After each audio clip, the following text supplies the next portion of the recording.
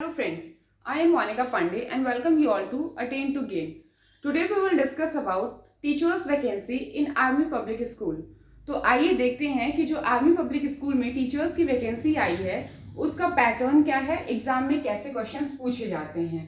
First of all we will discuss about the maximum marks.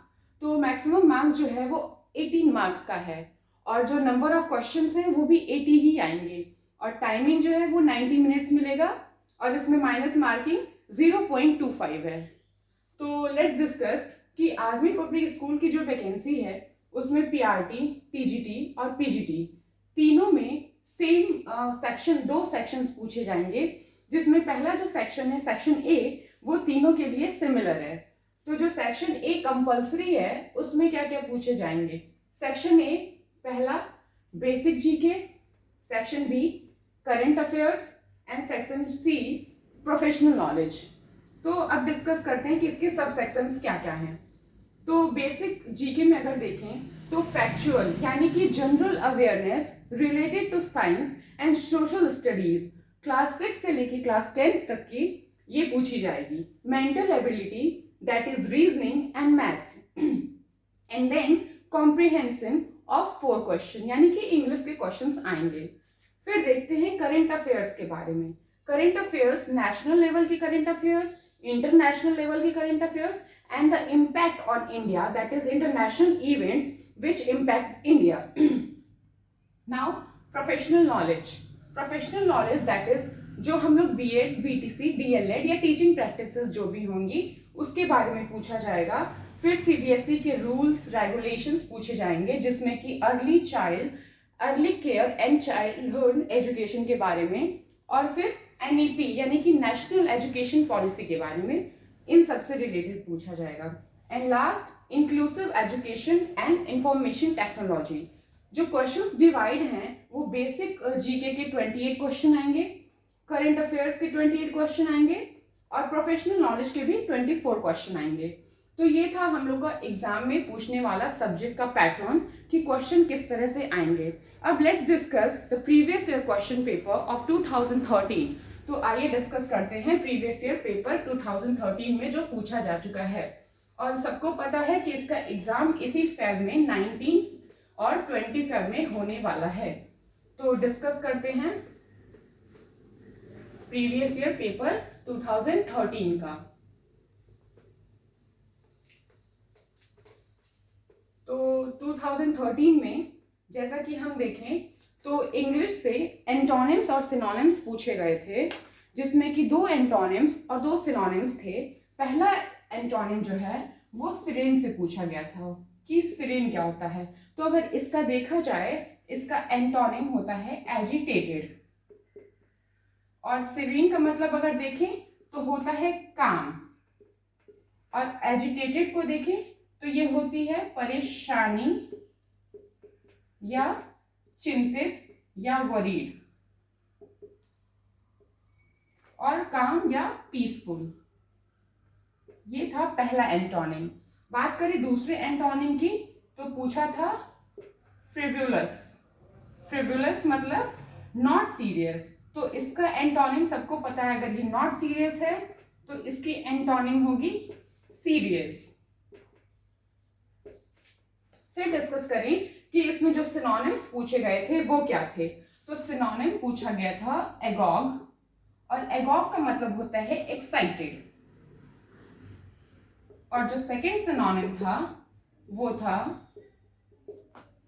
Second synonym propensity और propensity का मतलब होता है नेचुरल टेंडेंसी.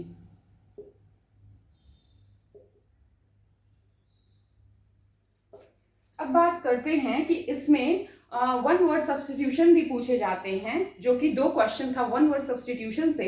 और पहला क्वेश्चन था a disease which ends in death, यानी कि वो कौन सी डिजीज है, वो डिजीज जो डेथ में एंड करे उसको क्या कहते हैं. तो वो हो जाता है फेटल यानी कि टुवर्ड्स डेथ. और फिर पूछा था कि a remedy for all disease, यानी कि वो एक ऐसी वो कौन सी रेमेडी है जो सारे डिजीज के लिए है, उसको पेनेशिया बोलते हैं. फिर आया था इडियम्स एंड फ्रेजेस। तो इडियम्स जो था वो पिकिंग होल्स।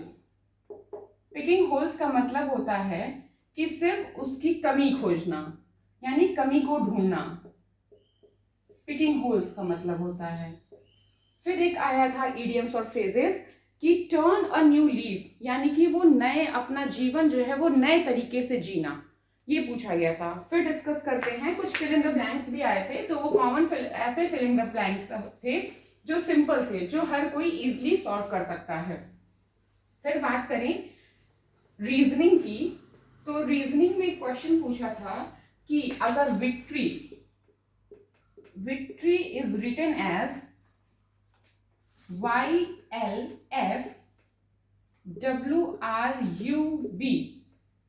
तो हाउ सक्सेस इज रिटन। कि अगर विक्ट्री को ऐसे लिखते हैं तो सक्सेस को कैसे लिखेंगे। तो अगर हम लोग देखें तो ये +3 और +3, यानी कि एक एक डिजिट जो है वो +3 के बाद ही यहाँ पे लिखा गया है। तो इसका हो जाएगा WXFFHBV, यानी कि इसमें +3, इसमें +3 और इसमें +3, ऐसे so on.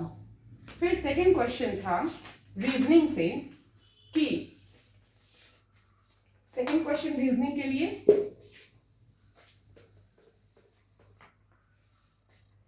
If E is father of F, अगर E F का फादर है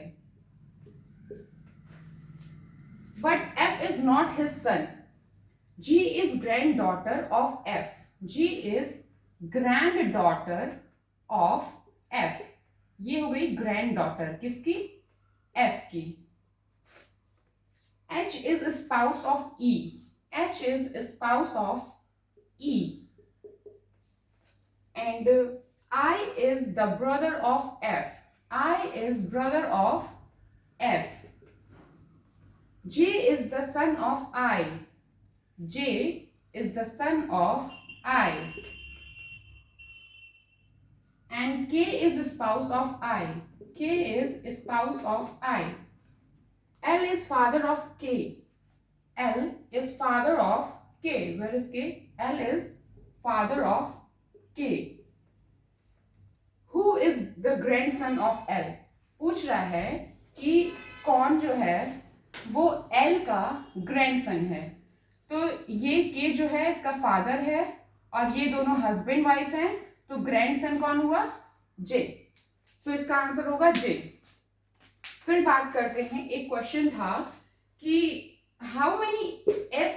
how many sevens are there in the following sequence number which are preceded by 3 and immediately followed by 9, यानी कि दिया हुआ नंबर जो है उसमें जैसे कि 5 4 7 9 8 3 2 7 6 5 4 3 7 9 8 5 6 3 7 9 8।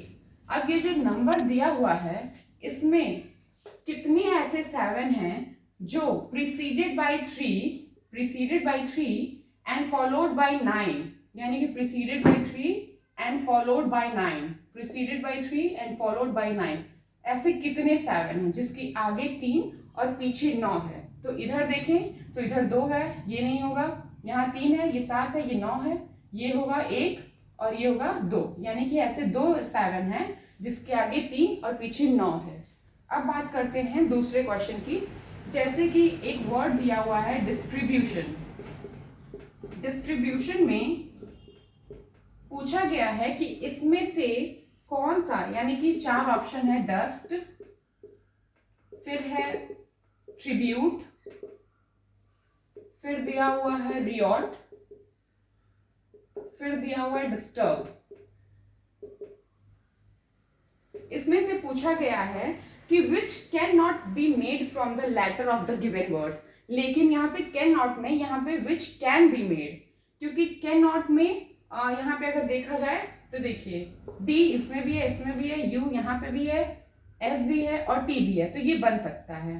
फिर बात करें कि ट्रिब्यूट की, तो टी है, इसमें भी दिया हुआ है, आर है, आई है, बी है, यू है, बट ई नहीं है। और इसमें देखा जाए तो आर है, आई है, ओ है और टी है। अब बात करें डिस्टर्ब की तो डी है, आई है, टी है, यू है, आर है और बी है। यानी कि ये एक ऐसा वर्ड है जो इस वर्ड से नहीं बन सकता। क्यों? क्योंकि इसमें ई प्रेजेंट है। फिर बात करते हैं दूसरे क्वेश्चन की। तो वो क्वेश्चन ये है कि कुछ सिंबल्स दिए रहते हैं और उन सिंबल्स के थ्रू क्वेश्चन सॉल्व करना होता है। जैसे कि P denotes divide, Q denotes multiply, R denotes plus and S denotes minus. तो what we will do, यानी कि क्वेश्चन है 18Q 12P 4R 5S and 6।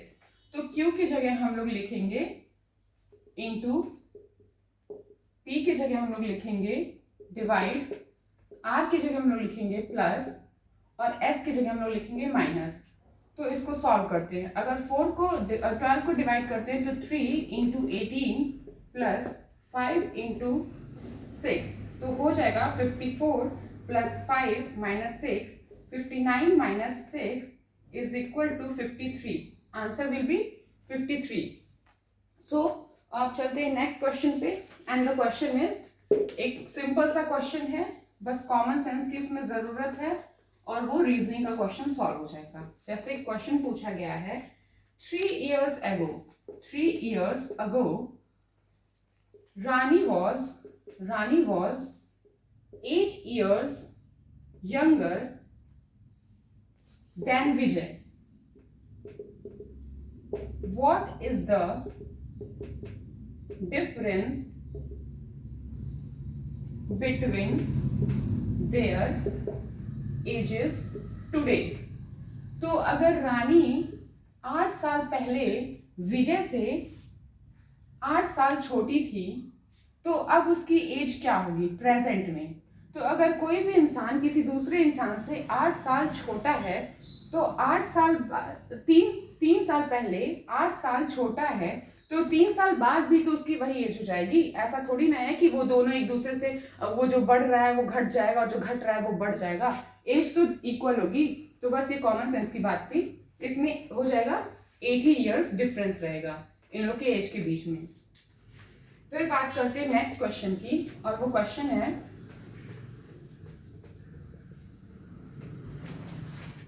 कि अगर reason is written as 5, encoded as 5, believed is encoded as 7 and then what will be government encoded?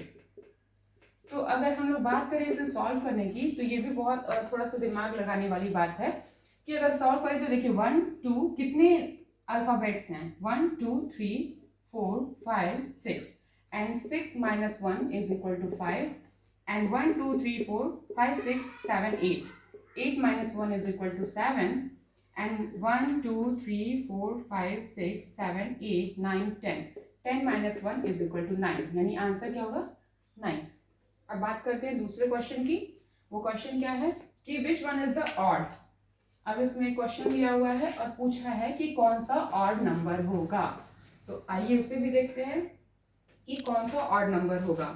तो question दिया है 2 5 10 17 26 37 and 52। अगर हम इन क्वेश्चंस को सॉल्व करें और इन सब का डिफरेंस देखें तो यहाँ पे डिफरेंस कितने का है, 2 + 3 is equal to 5, 5 + 5 is equal to 10, 10 + 7, यानी कि 2 2 बढ़ते जा रहा है, 2 + 2 + 2, तो यहाँ पे क्या हो जाएगा +9, यहाँ पे क्या हो जाएगा +11। लेकिन 37 और 52 के बीच का डिफरेंस कितना है +15। तो ऑड कौन सा होगा, ये ऑड वन होगा। अब बात करते हैं नेक्स्ट क्वेश्चन की। तो एक क्वेश्चन पूछा है कि isohaline is an imaginary line isohaline is an imaginary line joining the places having equal। कि क्या इसमें ये पूछा गया है कि मानचित्र पर वह रेखा जो महासागरों के उस स्थान को मिलाती है, उस स्थान को मिलाती है, तो उसे क्या कहते हैं, जहां पर समान क्या हो, तो यहाँ पे होगी सैलिनिटी हो, उस स्थान को मिलाती है। फिर बात करें दूसरे क्वेश्चन की, तो पूछा है कि which chemical was an important symbol in the freedom struggle. तो इसका आंसर हो जाएगा सोडियम क्लोराइड। फिर बात करते हैं, milk is unique in its nutritive value, it is a poor source of, यानी कि दूध में क्या नहीं पाया जाता है। तो ऑप्शंस थे फैट, दूसरा था कैल्शियम, और तीसरा था protein, and fourth one is iron. तो हम सबको पता है कि मिल्क में फैट, कैल्शियम, प्रोटीन, बस आयरन नहीं पाया जाता है। फिर बात करते हैं कि एक क्वेश्चन था, which river originates in Maharashtra, flows through Karnataka and Andhra Pradesh to meet the Bay of Bengal in Andhra's coast. यानी कि उस नदी का नाम बताइए जो महाराष्ट्र से होकर निकलती है और कहाँ कहाँ कर्नाटका और आंध्र प्रदेश होते हुए बंगाल की खाड़ी में आंध्र कोस्ट पे मिलती है। तो उस रिवर का नाम क्या हो जाएगा, कृष्णा रिवर। और फिर दूसरा क्वेश्चन था, the main occupation of palaeolithic people was, यानी कि जो ओल्ड स्टोन एज के पीपल्स थे उन लोग का मेन ऑक्यूपेशन क्या था। उन लोग का मेन ऑक्यूपेशन ये था कि वो लोग हंटिंग करते थे, शिकार से ही अपना व्यवसाय करते थे। फिर क्वेश्चन पूछा है कि the name of India's first aircraft carrier is, पूछ रहा है कि इंडिया का जो पहला एयरक्राफ्ट है उसका नाम क्या था। तो INS विक्रांत। फिर बात करते हैं, तो दूसरा क्वेश्चन है कि the highest peace time gallantry award is, यानी कि highest peace time gallantry award जो कि हम लोग एयरफोर्स, नेवी, मिलिट्री इन सब चीज़ों में देते हैं, उस अवार्ड का नाम क्या है। तो शांति काल वाला अवार्ड जो है वो अशोक चक्र है, अशोक चक्र है। फिर पूछा गया है कि clove the commonly used spice, यानी कि लौंग के बारे में बात किया है। क्लोव ये कहाँ ज्यादा पाया जाता है, तो ये किस चीज से पाया जाता है और कहाँ ज्यादा पाया जाता है। तो ये हमें पता है कि केरला में पाया जाता है, और ये इसका क्या यूज करते हैं हम लोग, तो इसका फ्लावर बड यूज करते हैं, flower bud as a spice use करते हैं। फिर पूछा गया है कि इलिशा या एलिशा एंजाइम लिंक्ड इम्यूनोसॉर्बेंट असे, ये जो टेस्ट है ये किसके डायग्नोस के लिए बनाया गया है, तो ये एड्स एंटीबॉडीज के डायग्नोस के बारे में बनाया गया है। फिर पूछा गया है Jhumpa Lahiri is an Indian, तो झुंपा लाहिरी क्या थी, राइटर थी। फिर पूछा गया है कि VGA यानी कंप्यूटर का क्वेश्चन, VGA क्या है, तो VGA वीडियो ग्राफिक्स एडेप्टर। फिर पूछा है कि WAN स्टैंड फॉर, तो वाइड एरिया नेटवर्क। फिर पूछा गया है कि which of the following is not valid version of MS office, MS office का कौन सा वैलिड वर्जन इनमें से नहीं है। तो ऑप्शंस थे ऑफिस XP, फिर है ऑफिस विस्टा, फिर है Office 2007 and then none of the above. तो ऑफिस विस्टा जो है वो वैलिड वर्जन नहीं है MS ऑफिस का। फिर बात करें नेक्स्ट क्वेश्चन की, पोर्ट्रेट एंड लैंडस्केप्स आर, तो ये सबको पता है कि पोर्ट्रेट और लैंडस्केप जो है वो पेज ओरिएंटेशन है। फिर पूछा गया था 2-4 और क्वेश्चंस हैं कंप्यूटर से रिलेटेड कि स्मॉलेस्ट एंड लार्जेस्ट फॉन्ट, यानी कि smallest plus largest font size available in font tool formatting bar, कौन सा, तो स्मॉलेस्ट 8 है और लार्जेस्ट 72 है। फिर उसके बाद आ जाते हैं कुछ क्वेश्चंस पे कि चाइल्ड इज, सीडीपी के क्वेश्चंस हैं, child is more important than books. ये क्वेश्चन पूछा गया है कि जो चाइल्ड हैं वो ज्यादा इंपॉर्टेंट हैं बुक्स से। This view point of Tagore represent his faith in the following AIIMS of education. ये बोला गया है कि ये जो रविंद्रनाथ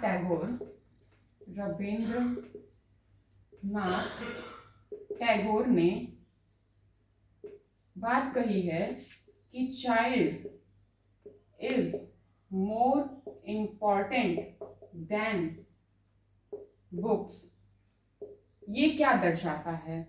तो ये उनका इंडिविजुअल एम दर्शाता है। क्या दर्शाता है? Individual aims. इसके ऑप्शंस थे social aim, a synthesis of individual and social aim, and individual aim and cultural aim. तो ऑप्शन क्या होगा?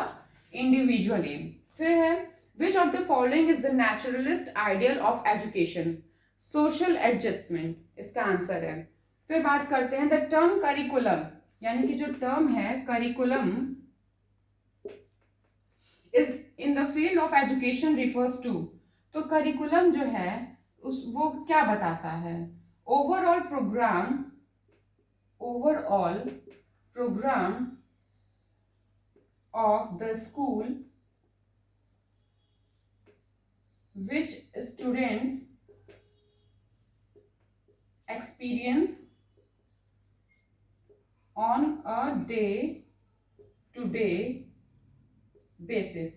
यानी कि करिकुलम वो है कि जितना भी स्कूल में प्रोग्राम होता है उन सारे प्रोग्राम को मिलाए दिन प्रतिदिन जो प्रोग्राम्स होते हैं उसको जो एक्सपीरियंस करे उसे करिकुलम कहते हैं। ठीक। फिर बात करते हैं कि N autocratic teacher,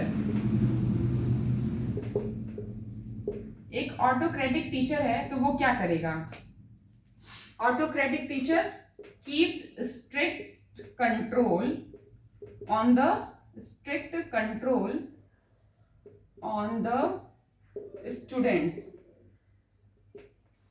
next question, who among the following propounded the theory of socialism in education? The theory of socialism in education। तो इसका आंसर है the theory of socialism in education is given by Stalin. And the next question is which of the following is not considered as a factor of recognition और cognition?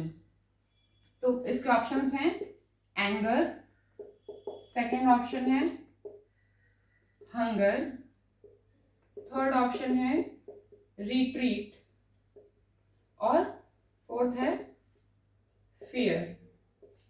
तो यहाँ पे पूछा गया है कि which of the following is not considered as a factor of cognition, यानी कि हम लोग के संज्ञान में, हम लोग के दिमाग में कौन सा ऐसा फैक्टर है जो नहीं आता है?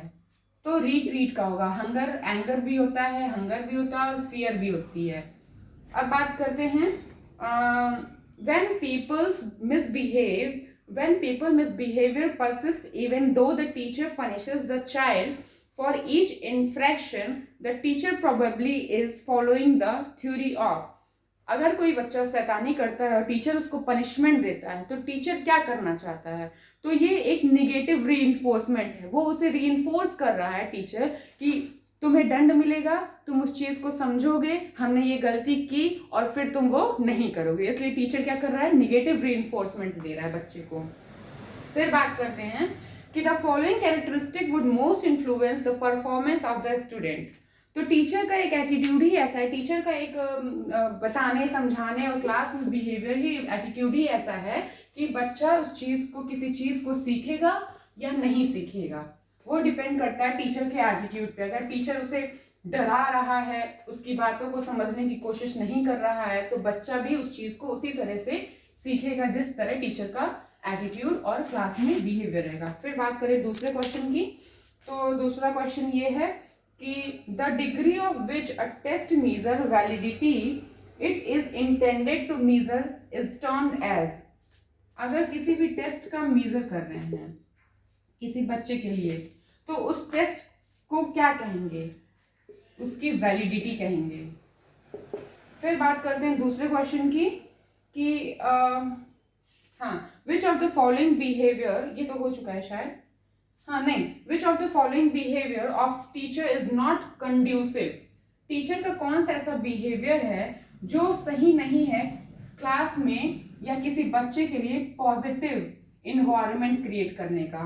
तो अगर कंपैरेटिवली